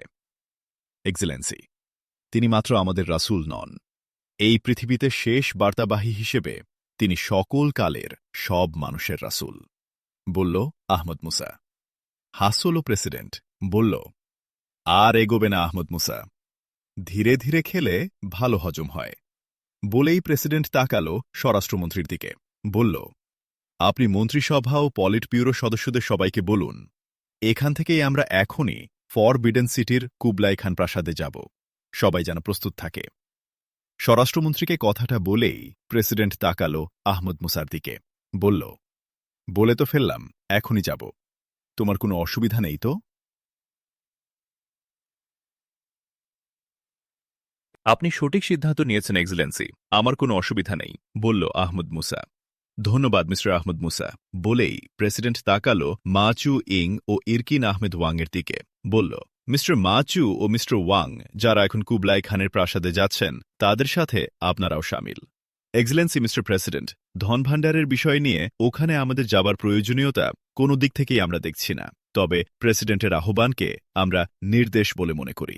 ধন্যবাদ মিস্টার প্রেসিডেন্ট, বলল মাচু ইং ও আহমেদ ওয়াং। ওয়েলকাম, বলল প্রেসিডেন্ট। তারপর সকলের দিকে তাকিয়ে বলল প্রেসিডেন্ট, চলুন আমরা উঠি। আধা ঘন্টার মধ্যে সবাই জমায়েত হল প্রেসিডেন্টের মন্ত্রিসভা কক্ষে। সেখান থেকে সবাই যাত্রা করল বেইজিংয়ের প্রায় মধ্যস্থলে অবস্থিত ফরবিডেন সিটিতে। সবাইকে নিয়ে প্রেসিডেন্টের গাড়িবহর বিকেল ৩টায় গিয়ে পৌঁছল প্রাচীর ঘেরা প্রাচীন বেজিং নগরীর মাঝখানে অবস্থিত ফরবিডেন সিটির কেন্দ্রবিন্দু খনন এলাকায়। এই ফরবিডেন বা নিষিদ্ধ নগরী তৈরি হয়েছে মিং ডাইনেস্টির সময়ে। ১৪০৬ সালে নির্মাণ শুরু হয়ে শেষ হয় ১৪২০ সালে। ১৪ বছরে নির্মাণ শেষ হয়। ১৮০ হেক্টর জায়গার উপর তৈরি হয় ৯৮০টি বিল্ডিং। মিং ও কিং ডাইনেস্টি সহ ২ ডজনেরও বেশি সম্রাটের রাজধানী ছিল এই নিষিদ্ধ নগরী। এই নিষিদ্ধ নগরীর নিচেই ছিল কুবলাই খানের রাজধানী এবং তার প্রাসাদ। কুবলাই খান চীনের ইউয়ান ডাইনেস্টির প্রতিষ্ঠাতা। ত্রয়োদশ শতকে তার রাজধানী ও প্রাসাদ নির্মিত হয়। সে ছিল মঙ্গোল বংশোদ্ভূত। মধ্য এশিয়ার মুসলমানদের সাথে ছিল তার গভীর সম্পর্ক। তার শাসনকালে সে ৪০ লাখ মুসলমানকে চীনে নিয়ে আসে। তার রাজধানী ও প্রাসাদ নির্মাণের প্রধান দায়িত্ব পালন করে মুসলিম স্থপতিরাই। তার রাজধানীর নাম ছিল খান বালিক, যা এখন বেজিং নগরীর কেন্দ্রে অবস্থিত নিষিদ্ধ নগরী। তার খান বালিকের বাড়িগুলো এবং প্রাসাদের ডিজাইন করে ঈদগার ওরফে ইখতিয়ার আল-দিন। ২০১৪ সালে নিষিদ্ধ নগরীর নির্মাণশৈলীর ইতিহাস সংগ্রহ করার জন্যে খনন কাজ করতে গিয়ে কুবলাই খানের প্রাসাদ ও তার রাজধানী আবিষ্কৃত হয়। প্রেসিডেন্ট তার মন্ত্রিসভা, পলিট ব্যুরো সহ সবাইকে নিয়ে হাজির করল খনন করে বের করা কুবলাই খানের প্রাসাদে। তাদের গাইড করছিল, পথ দেখাচ্ছিল ডাক্তার। আহমদ মুসা আগেই বলেছিল, সংকেত ধাঁধাটি যেখান থেকে তোলা হয়েছে সেখান থেকেই প্রাসাদের বটম লেয়ার শুরু, এবং যে দেয়ালে সংকেত ধাঁধাটি লাগানো ছিল সেটাই বটম লেয়ারে নামার সিঁড়ির দরজা বলে আমি মনে করি।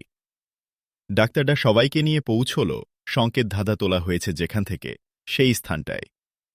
সংকেত ধাঁধা যেখান থেকে তোলা হয়েছে আহমদ মুসা ভালোভাবে পরীক্ষা করল দেখার জন্যে যে সেখানে দরজা খোলা বা দেয়াল সরানোর কোনো কৌশল আছে কিনা, কিন্তু কিছুই পেল না। বটম লেয়ারে টপে নেমে আসা সিঁড়ির পাশে মূল দেয়ালের ৪-৫ ফিট ভেতরে ঢুকে পড়া যে ৭ ফুট উঁচু ও ৫ ফিট প্রশস্ত দেয়ালে সংকেত ধাঁধার প্লেট লাগানো ছিল, সে গোটা দেয়াল পরীক্ষা করল আহমদ মুসা। সেখানেও সন্দেহ করার মতো কিছু পেল না। সবাই আহমদ মুসার কাজ দেখছে। প্রেসিডেন্ট সহ তাদের চোখে মুখে কৌতূহলের সাথে উদ্বেগও। আহমদ মুসা যা খুঁজছে যে পাচ্ছে না, সবাই তা বুঝতে পারছে। আহমদ মুসা দেয়ালটা দেখা শেষ করে পেছনে তাকিয়ে ডাক্তারদাকে বলল, স্যার, ত্রয়োদশ শতকে নিশ্চয় দরজা খোলা ও বন্ধের কোনো স্বয়ংক্রিয় ব্যবস্থা চালু হয়নি। অবশ্যই না মিস্টার আহমদ মুসা। বটম লেয়ারে নামার দরজা এখানেই আছে বলে কি আপনি মনে করেন? বলল ডাক্তারটা। হিসাব তাই বলে স্যার, বলে আহমদ মুসা ফিরল দেয়ালটার দিকে আবার। আহমদ মুসার তীক্ষ্ণ দৃষ্টি ঘুরতে লাগল দেয়ালটির উপর বারবার। দেয়ালটি পাথরে পাথরে জোড়া লাগানো এবং দেয়ালটিকে মজবুত ও দীর্ঘস্থায়ী করার জন্যে কোনো বিশেষ উপাদান যোগ করা হয়েছে কিনা তা বলা মুশকিল। তবে হাত দিয়েই বুঝতে পারল আহমদ মুসা দেয়াল যথেষ্ট শক্ত। কিন্তু সংকেত ধাঁধার প্লেট সাইজ অনুসারে ভারী নয়। হতে পারে দেয়াল এমন উপাদানেই তৈরি যা মজবুত কিন্তু সেই অনুসারে ভারী নয়। আহমদ মুসার চোখ তখন ঘুরছিল দেয়ালটির টপ বরাবর। হঠাৎ তার চোখ আটকে গেল টপ শীর্ষের একই সমান্তরালে সমদূরত্বে থাকা $1 কয়েনের সমান গোলাকার 3টি স্থানের উপর। 3টি স্থানের 2টি টপ শীর্ষের 2 প্রান্তে এবং তৃতীয়টি উপ শীর্ষের ঠিক মধ্যখানে। গোলাকৃতির মধ্যকার ধরনটা ঠিক দেয়ালের গায়ের মতো নয়, সরু কোনো টিউব। বালি ভর্তি করলে যেমন হয় ঠিক সেই রকম। আহমদ মুসার চোখ দুটি উজ্জ্বল হয়ে উঠল। পেছন ফিরল সে, চারদিকে তাকাল। তার চোখ কিছু খোঁজ করছিল। অবশেষে ডাক্তার ডার দিকে চেয়ে বলল, স্যার, 2 ফুট উঁচু পাথর বা কোনো কিছু আমার দরকার। ডাক্তার ডা কিছু বলার আগেই প্রেসিডেন্ট তাকাল স্বরাষ্ট্রমন্ত্রীর দিকে। বলল, দেখুন, কাউকে পাঠান এ ধরনের কিছু নিয়ে আসতে। স্বরাষ্ট্রমন্ত্রী ছুটল। প্রেসিডেন্ট তাকাল আহমদ মুসার দিকে। বলল, মিস্টার আহমদ মুসা, কিছু কি পাওয়া গেছে? প্রেসিডেন্টের চোখে আশার আলো। পাইনি এক্সিলেন্সি, তবে অনুমান করছি, বলল আহমদ মুসা। স্বরাষ্ট্রমন্ত্রী ফিরে এলো 1.5-2 ফুট উঁচু একটা সুন্দর পাথরখণ্ড নিয়ে। বলল, কাছেই পেয়ে গেছি এক্সিলেন্সি। আপনি কষ্ট করতে গেলেন কেন? উপরে লোক তো রয়েছেই, বলল প্রেসিডেন্ট স্বরাষ্ট্রমন্ত্রীকে লক্ষ্য করে। ডাকাডাকি করতে গেলে দেরি হবে এক্সিলেন্সি, আমি সময় নষ্ট করতে চাইনি, বলল স্বরাষ্ট্রমন্ত্রী। আহমদ মুসা পাথরটি তুলে নিতে যাচ্ছিল। ছুটে গেল স্বরাষ্ট্রমন্ত্রী। পাথরটি নিজে তুলে নিয়ে বলল, আপনার অনেক পরিশ্রম হচ্ছে, আমাদের কিছু করতে দিন। ধন্যবাদ মিস্টার নিকোলাস লিয়াং, বলল আহমদ মুসা। স্বরাষ্ট্রমন্ত্রী পাথরটি নিয়ে দেয়ালের গোড়ায় ভালোভাবে সেট করল। আহমদ মুসা তার ব্যাগের পকেট থেকে 6 ইঞ্চির মতো লম্বা, ভাঁজ করা শক্ত মোটা একটা তামার তার বের করে পাথরের উপর গিয়ে দাঁড়াল। মাঝের বালি ভর্তি টিউবের মতো স্থানটিতে ঢুকিয়ে দিল তামার তার। অনুভব করল ভেতরটা বালি ভরা মনে হলেও বেশ শক্ত। আবার ভাবল, লক্ষ লক্ষ বছরের ব্যবধানে বালি পাথর হয়ে যায়, শত শত বছরের ব্যবধানে বালি তো কিছু শক্ত হবেই। তামার তারের শক্ত ও অব্যাহত আঘাতে বালির ছোট ছোট দলা বেরিয়ে আসতে লাগল। একসময় সব বালি বেরিয়ে এলো। তামার শক্ত তার কিছুতে গিয়ে আঘাত করল। চমকে উঠল আহমদ মুসা। এই আঘাত বালি কিংবা কংক্রিটের উপর আঘাতের মতো নয়। আহমদ মুসা টিউবের মতো ছিদ্রের গোটা তলটা ভালোভাবে পরিষ্কার করার চেষ্টা করল। আরও কিছু বালি বেরিয়ে এলো। এবার আহমদ মুসা তামার তারের ভেতরের প্রান্তটাকে খুব আস্তে শক্ত বস্তুটার উপর ঘুরিয়ে নিতে লাগল। আহমদ মুসা অনুভব করল শক্ত বস্তুর মসৃণ তলটা মসৃণ নয়। মাঝে মাঝেই তামার তারের শীর্ষটা আটকে যাচ্ছে। এই আটকে যাওয়ার ব্যাপারটা আহমদ মুসা আরও সুস্পষ্টভাবে বুঝার জন্যে শক্ত বস্তুটার একটা স্থানকে স্টার্ট পয়েন্ট ধরে তারের মাথা আস্তে আস্তে ঘুরিয়ে স্টার্ট পয়েন্টে নিয়ে গেল। এবার নিশ্চিত বুঝল আটকে যাওয়ার স্থান 4টি। হঠাৎ একটা চিন্তা আহমদ মুসার মাথায় ঝিলিক দিয়ে উঠল। শক্ত বস্তু কি কোনো বড় ধরনের পেরেকের মাথা? এই চিন্তা মাথায় আসতেই আনন্দে মুখ উজ্জ্বল হয়ে উঠল আহমদ মুসার। পেছনে ফিরে তাকিয়ে বলল প্রেসিডেন্টকে, এক্সিলেন্সি, $1 কয়েন আকারের এই ছিদ্রে ঢুকতে পারে এমন ক্রু ড্রাইভার প্রয়োজন। প্রেসিডেন্ট তাকালো স্বরাষ্ট্রমন্ত্রীর দিকে, তারপর ডাক্তার ডার দিকে। এক্সিলেন্সি, ইঞ্জিনিয়ারিং টুলস কিটসে সবই পাওয়া যাবে। আমাদের প্রজেক্ট অফিসেই এটা আছে, আমি টেলিফোন করে দিচ্ছি, বলল ডাক্তার ডা। ধন্যবাদ ডাক্তার ডা, প্রেসিডেন্ট বলল। প্রেসিডেন্টকে একটা বাউ করে টেলিফোন করল। বলল প্রেসিডেন্টকে, এক্সিলেন্সি, টুলস কিটস এখনই আসছে। এদিকে আহমদ মুসা টপ শীর্ষের 2 প্রান্তের বালি ভর্তি ছিদ্র থেকে বালি বের করা শুরু করে দিয়েছে। টুল কিটস আসার আগেই 2টি প্রান্তের ছিদ্র থেকে বালি বের করা হয়ে গেল। আহমদ মুসা নিশ্চিন্ত হল যে 2 প্রান্তের ছিদ্রের তলাতেও নিশ্চয় পেরেকের মতো খাঁজকাটা শক্ত মাথার বস্তু রয়েছে। আহমদ মুসার মাথায় এখন নতুন চিন্তা। সংকেত ধাঁধার এ দেয়ালের মাথায় একই সমান্তরালে 3টি পেরেক কেন? পেরেক 3টি কি এ দেয়াল কোনো কিছুকে আটকে রেখেছে? পেরেক তো খোলার জন্যেই, পেরেক খুললে দেয়াল এখান থেকে সরে যাবে বা পড়ে যাবে? এ দেয়ালটি কি সিঁড়ি মুখে? দেয়াল সরলেই কি বটম লেয়ারে পৌঁছার সিঁড়ি পাওয়া যাবে? আহমদ মুসার এই চিন্তার বাইরে আর কোনো বিকল্প পেল না। টুলস কিটস নিয়ে এলো প্রজেক্টের চিফ ইঞ্জিনিয়ার। আহমদ মুসা তাকে ডেকে নিয়ে দেয়ালের শীর্ষে 3টি ছিদ্র দেখিয়ে বলল, ছিদ্রগুলোর তলায় পেরেক আছে বলে অনুমান করছি। পেরেক 3টি খুলে নেয়া দরকার। সেরকম ক্রু ড্রাইভার আপনার কিটসে আছে কিনা? ইঞ্জিনিয়ার পাথরের উপরে উঠে ছিদ্র পরীক্ষা করল। বলল ইঞ্জিনিয়ার, স্যার, এই ছিদ্রে প্রবেশ করানোর মতো ক্রু ড্রাইভার আছে, কিন্তু ভেতরের পেরেকের মাপ এবং পেরেকের খাঁজগুলোর মাপ জানতে হবে সঠিক ক্রু ড্রাইভার সিলেকশনের জন্য। মিস্টার ইঞ্জিনিয়ার, আপনি ঠিকই বলেছেন, তবে আমার মনে হয় শত শত বছর আগে যারা আগামীর কোনো এক সময়ের কথা চিন্তা করে এই প্রকল্পের জন্য পেরেক তৈরি করেছিলেন, তারা পেরেকগুলোর খাঁজকে নিশ্চয়ই ফ্রি সাইজ করেছেন। সুতরাং ছিদ্র দিয়ে যে ক্রু ড্রাইভার ঢুকবে সেই ক্রু ড্রাইভার দিয়েই কাজ চলবে, বলল আহমদ মুসা। ইঞ্জিনিয়ারের চোখে বিস্ময় দৃষ্টি। বলল, ধন্যবাদ স্যার, আপনি একদম ঠিক বলেছেন। অতটা গভীর চিন্তা আমি করিনি স্যার। প্লিজ আপনি এখন ক্রু ড্রাইভার দিয়ে পেরেকটাকে একটু পরীক্ষা করে দেখুন, কিন্তু তার আগে ছিদ্রপথে আলো ফেলে ভেতরের পেরেকটাকে দেখা প্রয়োজন। আমার মনে হয় অনির্দিষ্ট কাল ব্যবহারের জন্য যে পেরেক ব্যবহৃত হয় তা লোহার হয় না, বলল আহমদ মুসা। ঠিক স্যার, বলে একটু থামল ইঞ্জিনিয়ার। ভাবল, আহমদ মুসার দিকে তাকিয়ে বলল, স্যার, এখানে আমার কাছে বা টুল কিটসে টর্চ নেই। আমাকে তাহলে ফিরতে হবে আমার অফিসে। দরকার নেই ইঞ্জিনিয়ার, আমার ব্যাগে আছে, বলে আহমদ মুসা ব্যাগ থেকে বের করে একটা পাওয়ারফুল পেন্সিল টর্চ ইঞ্জিনিয়ারের হাতে দিল। থ্যাঙ্কস স্যার, বলে পেন্সিল টর্চ ও ক্রু ড্রাইভার নিয়ে দৌড় দিল 3 ছিদ্রের মাঝের ছিদ্রটার দিকে। আহমদ মুসাও এগোল তার পেছনে পেছনে। ছিদ্রে আলো ফেলে পরীক্ষা করার পর আহমদ মুসার দিকে তাকিয়ে বলল, স্যার, আপনি ঠিকই বলেছেন, পেরেক লোহার নয়, পিতলের। আলহামদুলিল্লাহ। এখন মিস্টার ইঞ্জিনিয়ার, আপনি আল্লাহর নাম নিয়ে ক্রু ড্রাইভার দিয়ে পেরেকটাকে ট্রাই করুন। আমার মনে হয় পেরেকটাকে খুব হার্ড করে নয়, লুজ করেই রাখা হয়েছে। থেমেই আবার সঙ্গে সঙ্গে কথা বলে উঠল আহমদ মুসা। আরেকটা কথা ইঞ্জিনিয়ার, প্রথমে ডান প্রান্তের ছিদ্রে হাত দেন, তারপর বাম প্রান্ত এবং শেষে মাঝের ছিদ্রে কাজ করবেন। ডান প্রান্তের ছিদ্রে কাজ শুরু করল ইঞ্জিনিয়ার। পেরেকের উপর ক্রু ড্রাইভার ভালোভাবে সেট করার পর পরীক্ষামূলকভাবে ক্রু ড্রাইভারকে বাম দিকে চাপ দিল জোরের সাথে। অনড় হলে বা খুব শক্ত হলে ক্রু ড্রাইভার ধরা হাত যতটা ধাক্কা খায়, এক্ষেত্রে তা হল না।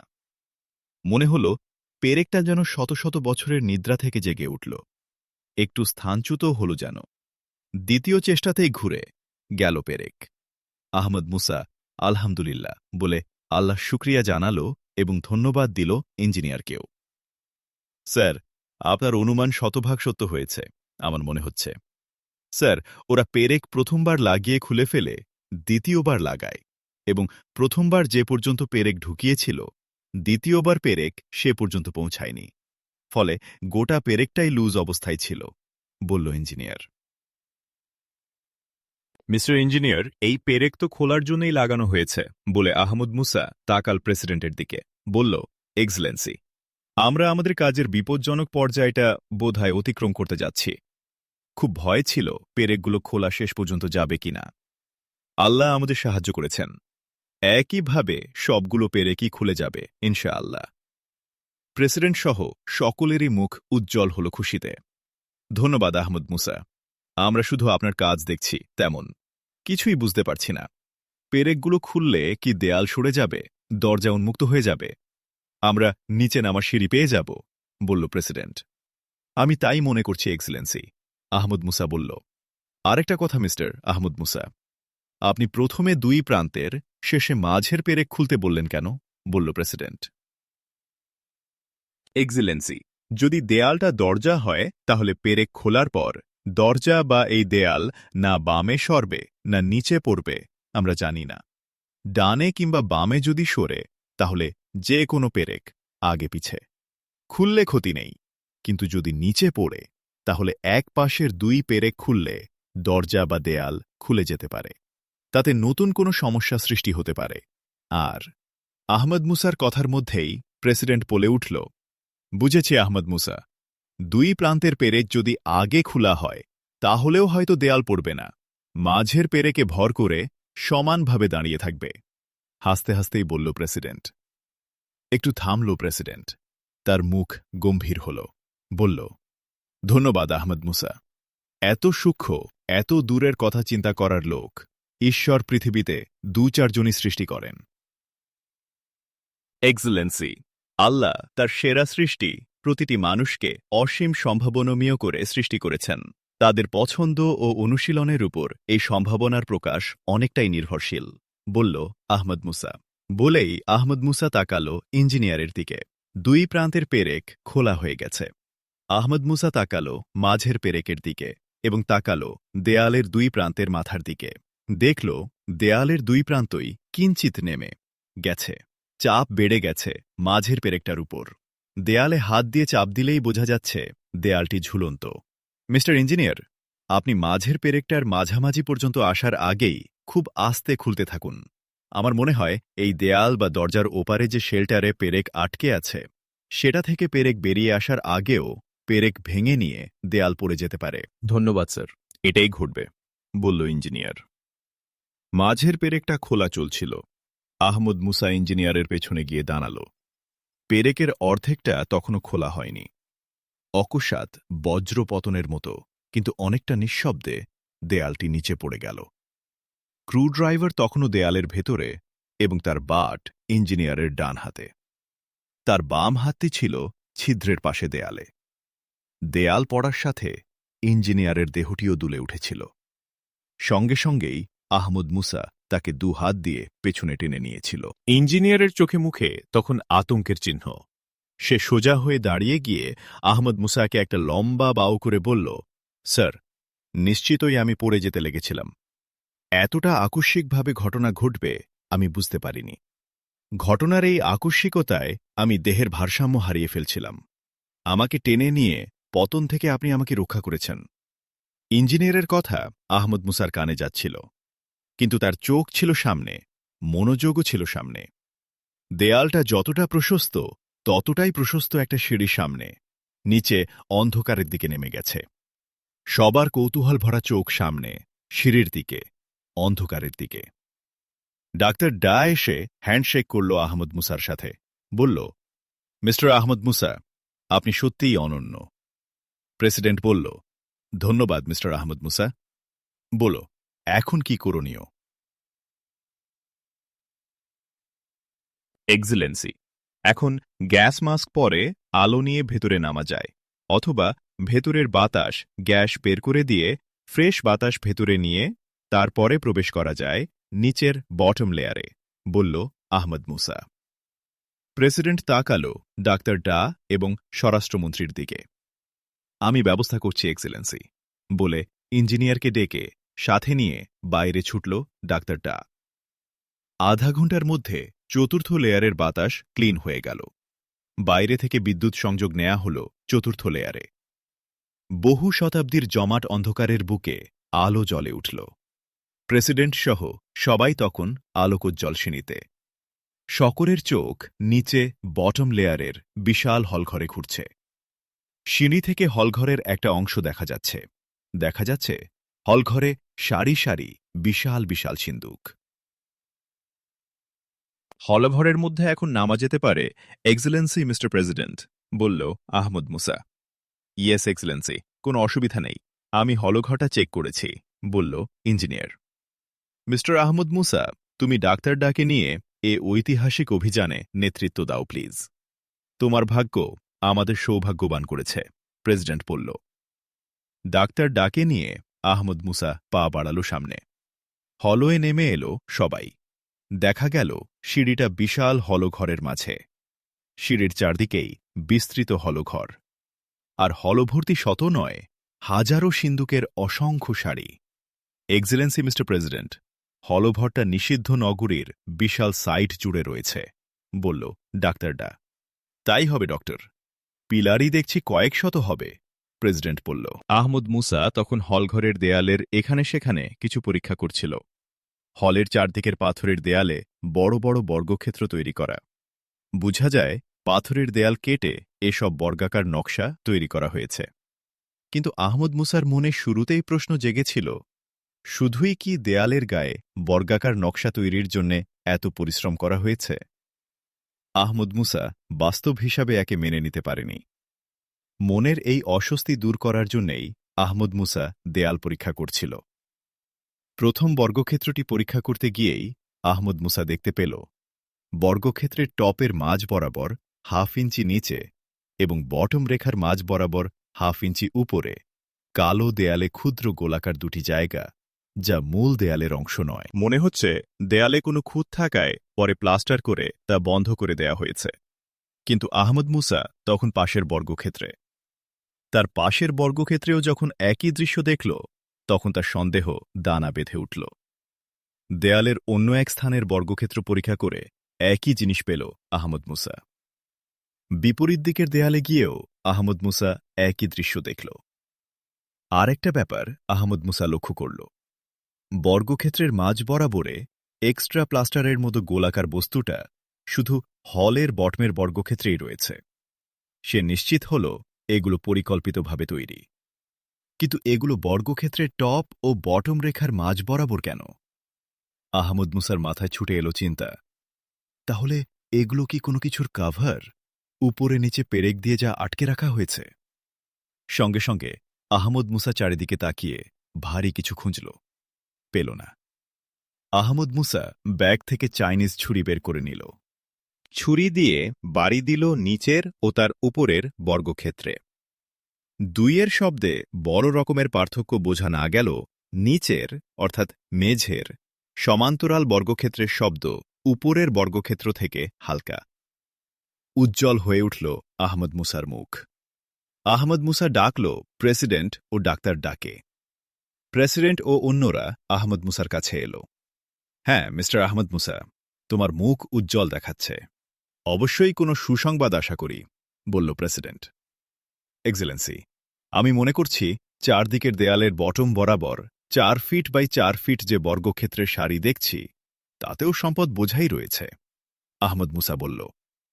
কিন্তু এগুলোকে তো সলিড দেয়ালের অংশ দেখা যাচ্ছে, তুমি অনুমান কিভাবে করলে? বলল প্রেসিডেন্ট। আহমদ মুসা ইঞ্জিনিয়ারকে ডাকল। 6 ইঞ্জিনিয়ারকে সামনের বর্গক্ষেত্রে টপ ও বটমের এক্সট্রা প্লাস্টারের গোলাকার স্থান দেখিয়ে বলল, প্লিজ আপনার কোনো টুলস দিয়ে আলগা এই প্লাস্টার তুলে ফেলুন। তুলে ফেলা হল আলগা প্লাস্টার। বেরিয়ে গেল পিতুলের পেরেকের খাঁজ কাটা মাথা। ধন্যবাদ আহমদ মুসা, তুমি একদম ঠিক অনুমান করেছ। প্রেসিডেন্ট থামল, তাকালো আহমদ মুসার দিকে, বলল, উপর ও নিচের 2 পেরেক খুলে দেখা যাক। দেখা যাক পাথরটা সরে কিনা, আর দেখা যাক ভেতরে কি আছে। ঠিক আছে মিস্টার ইঞ্জিনিয়ার, খুলে ফেলুন 2 পেরেক, আহমদ মুসা বলল। 2 পেরেক খোলার সঙ্গে সঙ্গেই পড়ে যাচ্ছিল পাথরের ঢাকনাটি। ধরে ফেলল ইঞ্জিনিয়ার। মুখ থেকে সরে এলো ঢাকনা। উন্মুক্ত হয়ে পড়ল ভেতরটা। সবার চোখ গিয়ে আছড়ে পড়ল সেখানে। দেখতে পেল সবাই থরে থরে সাজানো স্বর্ণমুদ্রার স্তূপ। দেয়ালের গায়ে 4 ফুট বাই 4 ফুট স্পেসের 2 ফুট গভীর 6টি শেলফে সাজিয়ে রাখা হয়েছে স্বর্ণমুদ্রাগুলো। নীরব সবাই। সবার বিস্ফারিত চোখ স্বর্ণমুদ্রার দিকে। ধন্যবাদ আহমদ মুসা, তুমি রূপকথাকে বাস্তব রূপ দিলে। একটা মিথকে বাস্তবে টেনে নিয়ে এলে। কুবলাই খানের অবিশ্বাস্য বড় এক ধনভাণ্ডার তোমার হাত ধরে উন্মোচিত হল। নিশ্চয় কুবলাই খান ধ্বংস রক্তপাতের মধ্যেও বড় কোনো পুণ্য করেছিলেন, যার জন্যে তার ধনভাণ্ডার বহু শতাব্দী পর তোমার পুণ্যময় হাতের পরশ নিয়ে বাইরের দুনিয়ায় পা রাখল। ধন্যবাদ তোমাকে, বলল প্রেসিডেন্ট। আবেগে ভারী হয়ে উঠেছিল তার কণ্ঠ। এক্সেলেন্সি, এসবই আল্লাহর পরিকল্পনা। আল্লাহর পরিকল্পনায় এটাও ছিল চীনের মহামান্য প্রেসিডেন্ট লিউ জোয়ান কুবলাই খানের অতুল ধনভাণ্ডারের সম্মানিত অভিভাবক হবেন। মিস্টার আহমদ মুসা, এত পুণ্য আমি করিনি। তোমার আল্লাহর কিংবা কোনো ঈশ্বরের মন্দিরে ঢুকে তার সামনে আমি কখনো মাথা নত করে দাঁড়াইনি, বলল প্রেসিডেন্ট, তার অশ্রুসিক্ত কণ্ঠস্বর। এক্সিলেন্সি, দাঁড়াননি বলে কখনই দাঁড়াবেন না, তা তো নয়। কথাটা বলে আহমদ মুসা একটু থামল, সঙ্গে সঙ্গেই আবার বলে উঠল, এক্সিলেন্সি, আপনি চাইলে দেয়ালের একটা শেলফ যেমন ভোলা হল, তেমনি একটা সিন্দুকও খোলা যেতে পারে। তোমার প্রস্তাব ঠিক, মিস্টার আহমদ মুসা, একটা সিন্দুক খোলা হোক। সিন্দুক খোলা হল লক ভেঙে, খোলা হল সিন্দুকের ঢাকনা।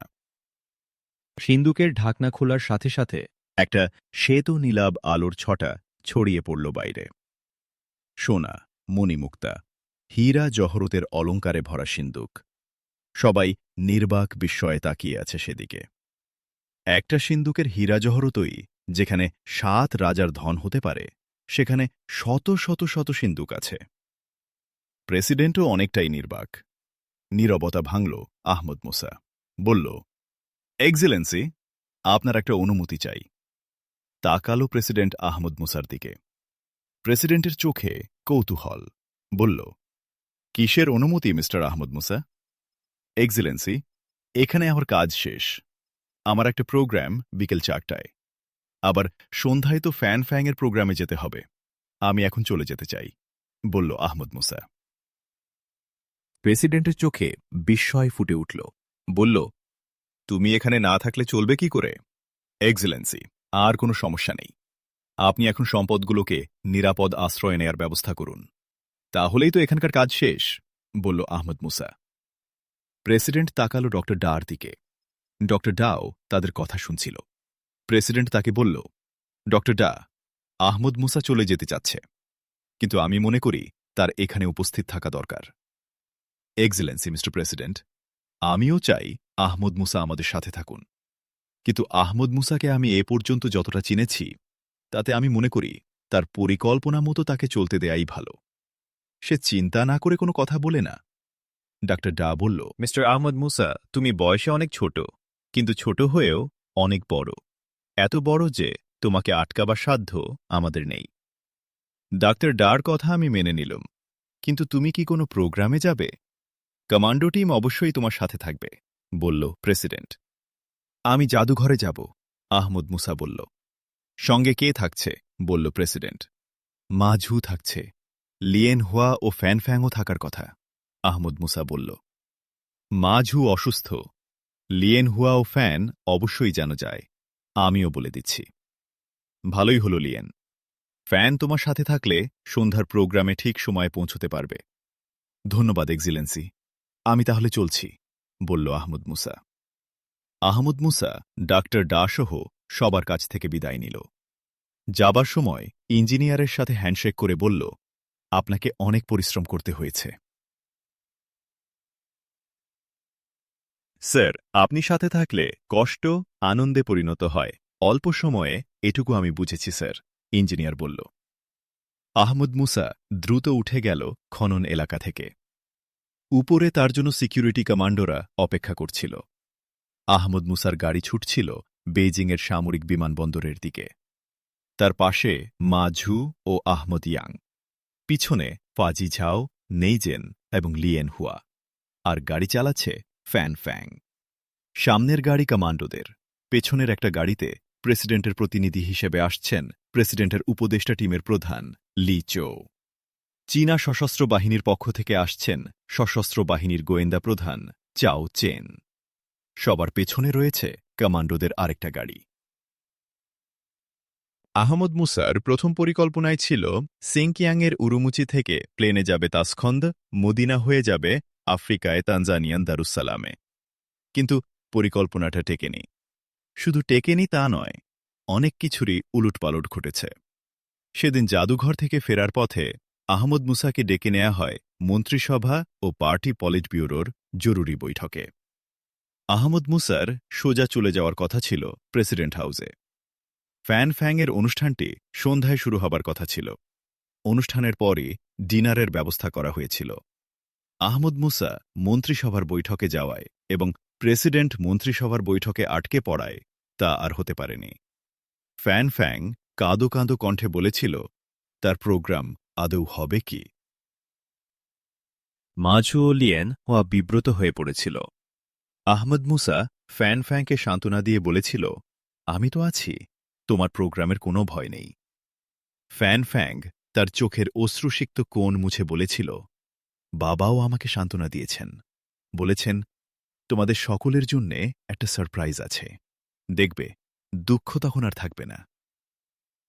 এক্সেলেন্সি মিস্টার প্রেসিডেন্ট, মানে মামা আমাদের সারপ্রাইজ দেবেন? তিনি কথা সত্য বলেছেন? এভাবে কথা বলা তার বহুদিন শুনিনি, বলেছিল লিয়েন হুয়া। আসলেই বাবা খুব সিরিয়াসলি কথাটা বলেছেন। আমাকে বলেছেন আর কারো সাথে এ নিয়ে আলোচনা না করতে। কিন্তু কথাটা তো আমি বলেই ফেললাম, ফ্যাং বলেছিল। বিস্ময় নেমেছিল লিয়েন হুয়ার চোখে মুখে। তার মনে হয়েছিল, তাহলে বিস্ময়টা ফ্যানের সাথে সম্পর্কিত নয়, কার সাথে সম্পর্কিত হতে পারে? কি সেই বিস্ময়? কোনো উত্তর খুঁজে পায়নি লিয়েন হুয়া, তবে এ নিয়ে তার খুব একটা মাথা ব্যথা নেই। বিকেল থেকেই লিয়েন হুয়ার মনটা খুব ভালো আছে। প্রথমবারের মতো মামা তাকে ফেনকে নিয়ে মাঝুর সাথে জাদুঘরে যেতে বলেছে। মাঝু যেহেতু অসুস্থ, সেজন্য তারাও তার সাথে থাকবে, যাতে আহমদ মুসার কোনো অসুবিধা না হয়, এ চিন্তা তারা আগেই করেছিল। তবে মামা মাঝুর সাথে যেতে বলায় লিয়েন হুয়ার খুব ভালো লেগেছিল। মন্ত্রিসভা ও পার্টি পলিট ব্যুরোর জরুরি যৌথ বৈঠকে আহমদ মুসাকে যেতে বলায় বিস্মিত হয়েছিল আহমদ মুসা। এ ব্যাপারে তাকে আগে কিছুই বলা হয়নি। হতে পারে জরুরি বৈঠকের সিদ্ধান্ত আকস্মিকভাবে হয়েছে। মিটিংয়ে যাওয়ার পরেই আহমদ মুসার কাছে পরিষ্কার হয় যে কুবলাই খানের ধনভাণ্ডারী বৈঠকের এজেন্ডা। প্রেসিডেন্ট আসার সাথে সাথেই মিটিংয়ের কাজ শুরু হয়। প্রেসিডেন্ট বসেই বলেন, বুঝতে পারছি সবাই আজ ক্লান্ত। এরপরও জরুরি বিষয় বলেই মন্ত্রিসভা ও পলিট ব্যুরোর এই যৌথ অধিবেশনের আয়োজন করা হয়েছে। কথা শেষে প্রেসিডেন্ট তাকালো অর্থমন্ত্রীর দিকে, বলেছিল, কুবলাই খানের যে ধনভাণ্ডার আজ উদ্ধার হল, প্লিজ তার সম্পর্কে একটা ব্রিফ আপনি দিন। তারপরই আমরা ফর্মালি মিটিংয়ের কাজ শুরু করব। অর্থমন্ত্রী তার সামনে ফাইলটি খুলে সবার উদ্দেশ্যে বলে, এক্সেলেন্সি মিস্টার প্রেসিডেন্ট ও মহান চীনের সম্মানিত নেতৃবৃন্দ, কুবলাই খানের যে ধনভাণ্ডার উদ্ধার করা হয়েছে তার পরিকল্পনাকেও হার মানিয়েছে। ঈশ্বর মহান চীনের প্রতি কৃপা করেছেন। ঠিক উপযুক্ত সময়ে মহান চীনের হাতে এ সম্পদ এসেছে। সম্পদের মোটামুটি একটা খসড়া হিসাব দাঁড় করানো হয়েছে। নিষিদ্ধ নগরীর তলদেশ জুড়ে বিস্তৃত বিশাল হলঘর থেকে বিশাল ১,৫০০ সিন্দুক উদ্ধার করা হয়েছে এবং দেয়ালের গায়ে পাওয়া গেছে ১,০০০ ভোল্ট। প্রাথমিক এস্টিমেটে বলা হয়েছে হীরা জহরত, স্বর্ণালঙ্কারের পরিমাণ ১০০ টন এবং স্বর্ণমুদ্রার পরিমাণ ২,০০০ টন।